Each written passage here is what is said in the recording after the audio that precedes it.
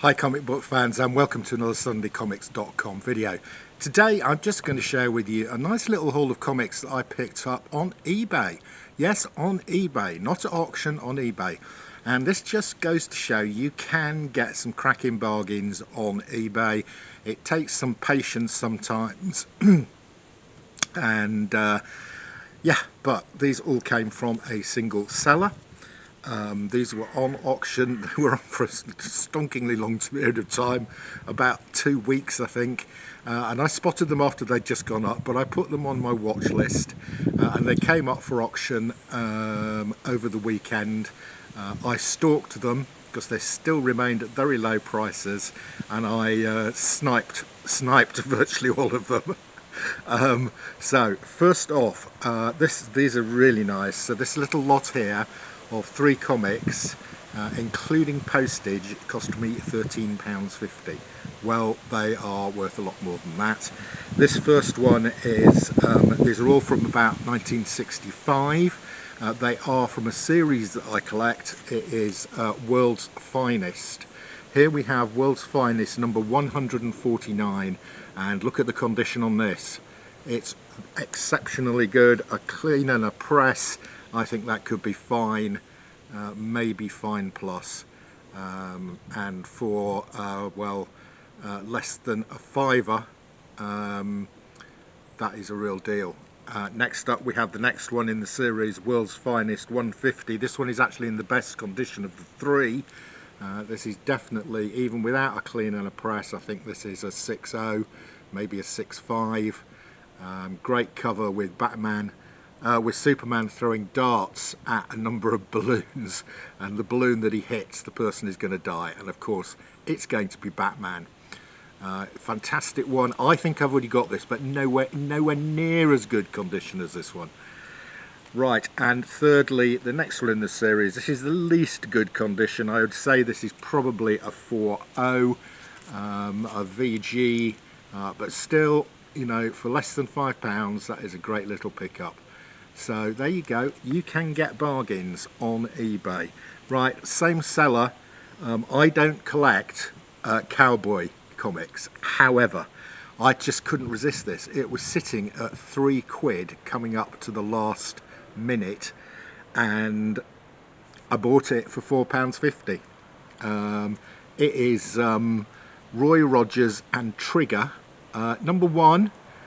Again, it's got a bit of writing on it, and it's got a bit of damage down here, but I think cleaned and pressed, this could be a decent grade. There aren't a lot of these on the census. I think there's about 20 on the census. Nice little pickup. Roy Rogers and Silver, issue number 1 from 1967 for £4.50. Right, now we are now coming to some L. Miller and Son comics.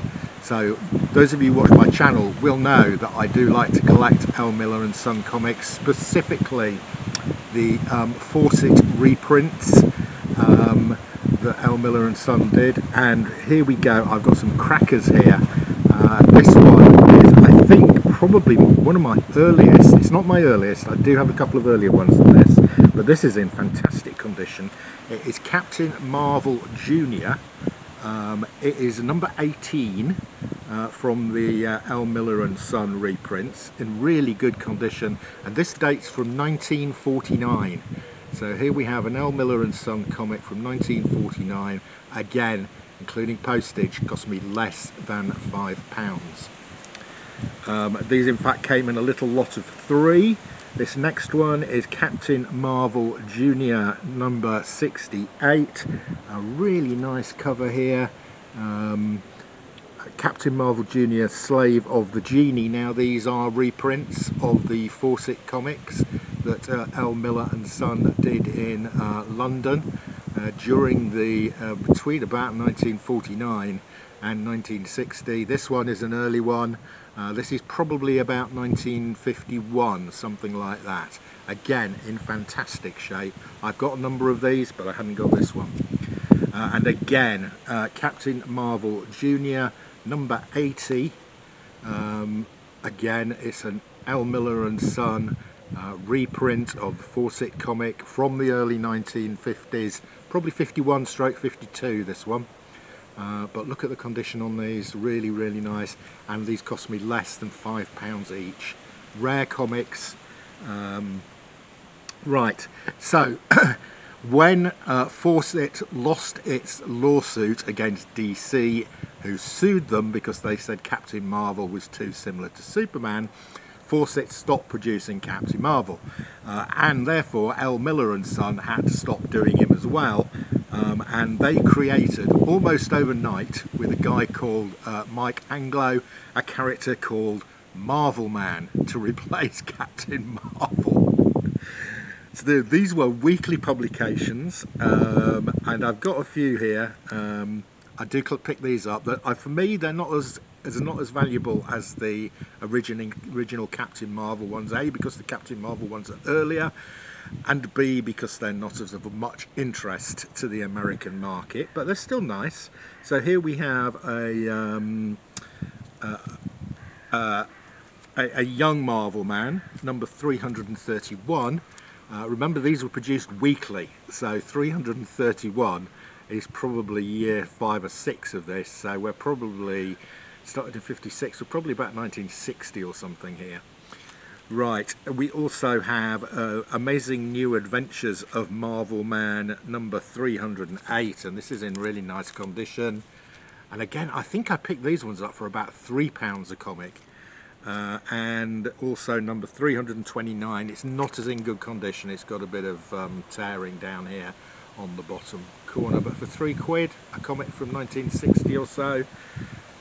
Great. Now, this guy was also, and he was upfront about it, he said that a number of the comics he was selling were facsimiles. Now, you could claim that the L. Miller and Son stuff was facsimiles, although I prefer to use the word reprints, because they're not a direct copy of the L. Miller and Son, because they've actually of the Fawcett's, because they've got the L. Miller and Son logo on.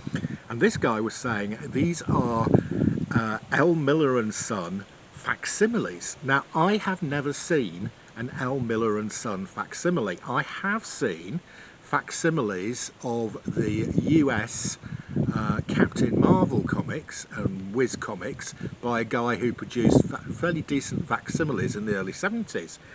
But here I have got a number of facsimiles of L. Miller and Son comics, which, why wouldn't you just do a facsimile of the US version? But no, somebody has done facsimiles of the L. Miller and Son reprints. Now, I can't find out anything about these. They don't say on them anywhere. They purport to be, other than the fact the paper quality is much better.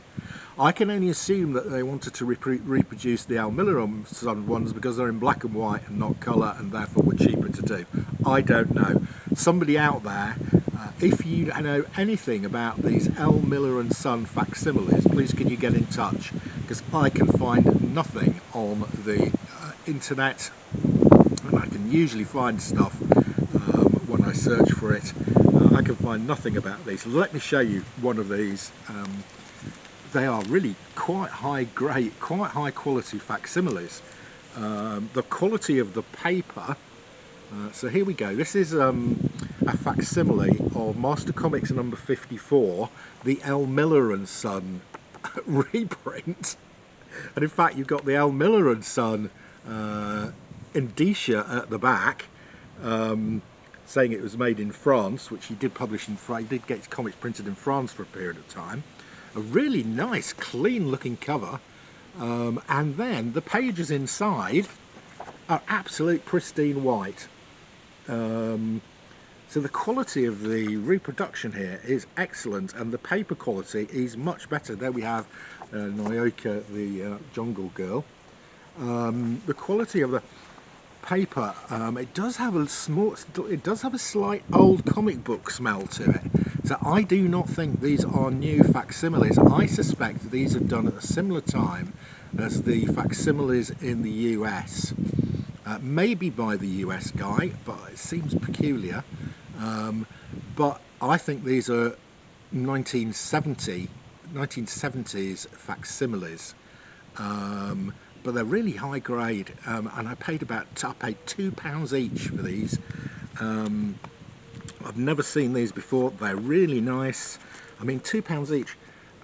I mean, even if you just photocopied an L. Miller and Son comic, you wouldn't get it this high grade, and it would cost you more than £2.